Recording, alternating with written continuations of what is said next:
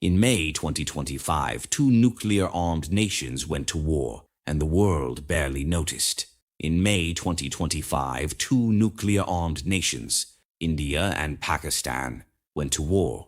Not a small border skirmish, not a single airstrike, a full 4-day military conflict involving missiles, drones, fighter jets, and nuclear signals. Over 125 fighter jets from both sides engaged in what became the largest aerial battle since World War II. And yet, most people around the world had absolutely no idea it was even happening. Today, we are going to break down exactly what happened, why it happened, what was really at stake, and most importantly, what comes next. Because this war is not over, it has only been paused. Part 1. The spark that started everything. It all began on April 22, 2025, in a beautiful valley called Pahalgam in Indian-administered Kashmir. 5 armed gunmen ambushed a group of tourists and opened fire, killing 26 innocent people. Most of the victims were Hindu tourists, visiting from different parts of India. It was the deadliest militant attack in Kashmir since 2019. India immediately blamed Pakistan, accusing Pakistani-based militant groups of planning and carrying out the attack. Pakistan denied any involvement and called for a neutral international investigation. But India had already made up its mind and was not interested in investigations. Within just 24 hours, India began taking aggressive action. They suspended the Indus Waters Treaty,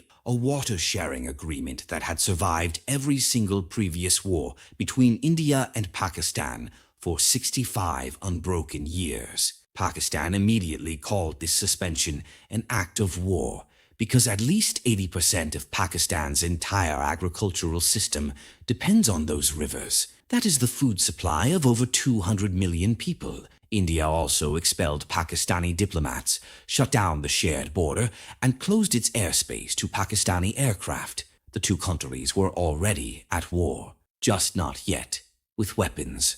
Part 2. The night India struck. On the night of May 6th, going into May 7th, 2025, India launched a military operation called Operation Sindoor. Indian forces fired precision missiles and guided bombs at 9 separate targets inside Pakistan and Pakistan-administered Kashmir. India said these were terrorist training camps and militant infrastructure.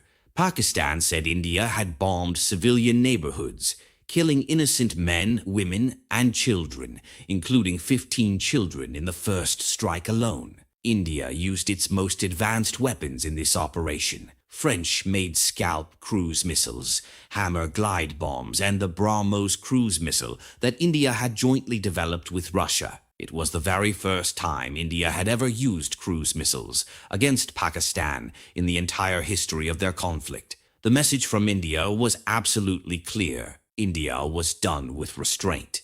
This was a completely new military doctrine and a new chapter in South Asian history. Part 3. Pakistan fights back. Pakistan did not sit quietly and absorb the strikes. Within hours, the Pakistani Air Force responded with their own operation called Operation Banyan Marsus. Pakistan claimed to have shot down 6 Indian Air Force jets on that very first day. 3 French Rafale jets, 1 Sukhoi Su-30, 1 MiG-29, and 1 Mirage 2000. These were not old, outdated planes. The Rafale is one of the most advanced and expensive fighter jets in the entire world. A Washington Post investigation later confirmed crash sites for at least 3 Indian aircraft inside Indian territory. Pakistan used Chinese-made J-10C fighter jet kits armed with Chinese PL-15 air-to-air missiles to bring down these planes.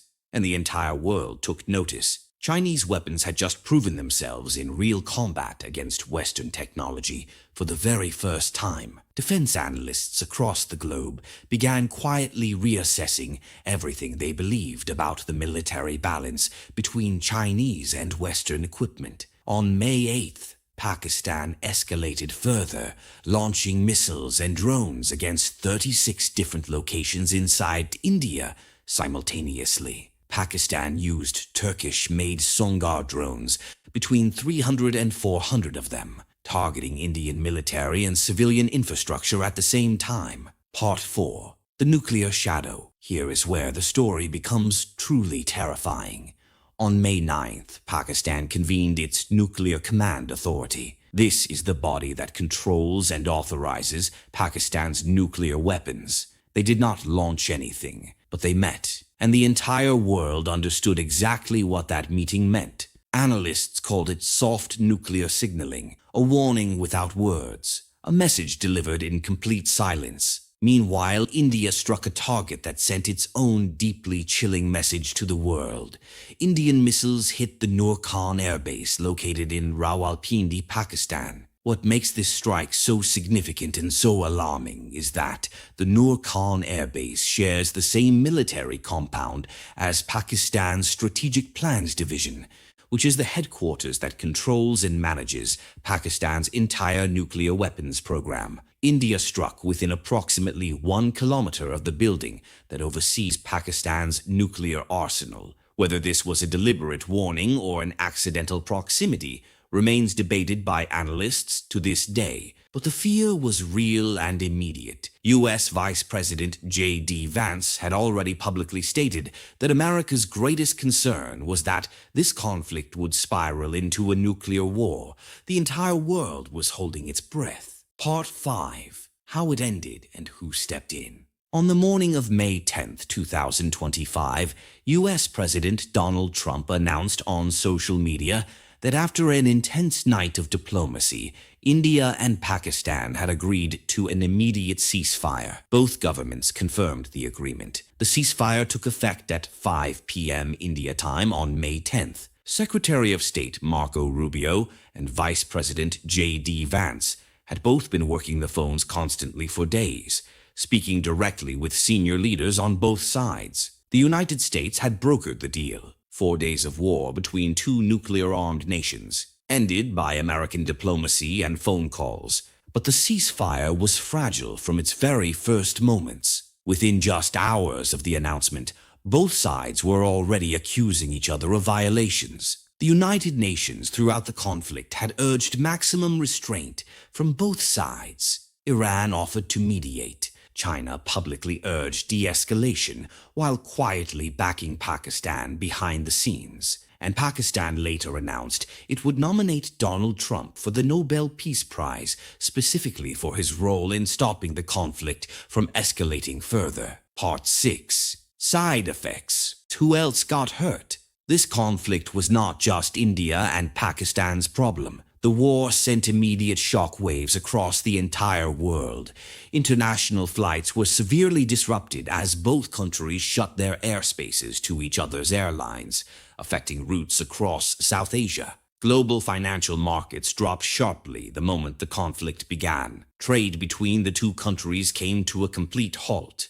Tourism across the entire South Asian region collapsed virtually overnight. But perhaps the most significant side effect was military and strategic. Chinese-made weapons had performed impressively in real combat conditions against advanced Western technology. The J-10C jets with PL-15 missiles had successfully brought down French Rafale jets. Defense ministries and military planners around the entire world began quietly reassessing their assumptions.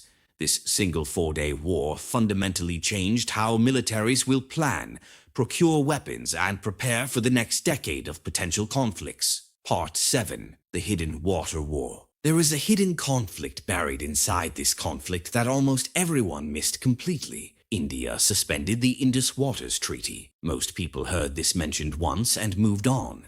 But this treaty, signed in 1960, had survived 4 full-scale wars between India and Pakistan. It had never once been suspended or violated in its entire 65-year history. It survived the 1965 war. It survived the 1971 war.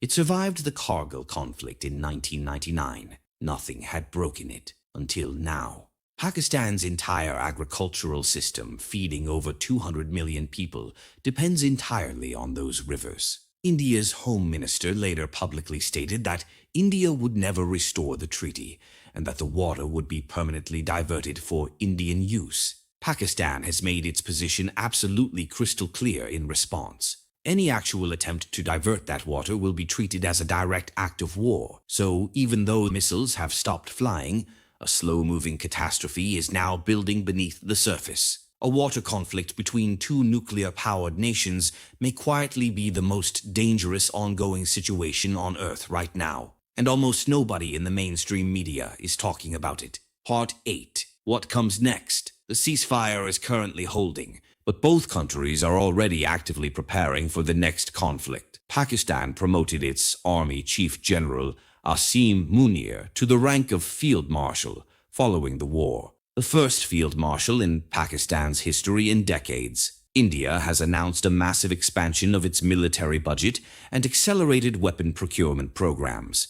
China is carefully studying exactly how its weapons performed in this real combat environment, and using those lessons to improve its military technology. The similar agreement that had governed peace between India and Pakistan since 1972 has now been effectively suspended by Pakistan. The Indus Waters Treaty is in a dangerous legal limbo, and Kashmir, the root cause of every conflict between these two nations since 1947, remains exactly as disputed and unresolved as it was before a single missile was ever fired. Both sides declared victory. Both sides are rebuilding their arsenals, and every single underlying cause of this conflict, Kashmir, cross-border militancy, water rights, and nuclear rivalry, has not moved even one single inch toward any resolution whatsoever. Military analysts are already warning that both countries are preparing for the next confrontation, and that the next crisis could look dramatically different because the technology of warfare is evolving so rapidly. Conclusion. Here is what you truly need to understand about the India-Pakistan War of 2025. Two countries with a combined population of nearly 1.7 billion people, both armed with nuclear weapons, fought a 4-day war that the world barely paused to understand. The conflict ended not because the problems were solved or peace was achieved. It ended because two men made enough phone calls to pause it temporarily. The water is still contested. The border is still disputed. The militants are still operating. The nuclear weapons are still pointed at each other. This war did not end. It stopped. And when it starts again, and the analysts believe it will, it may not stop as quickly or as cleanly as it did in May 2025. The most important lesson from this conflict is painfully simple. The most dangerous situation on Earth right now is not the one getting the most news coverage. It is the one that the world has already forgotten about. When two nuclear nations go to war and the world does not pay attention, the world is gambling with all of our lives.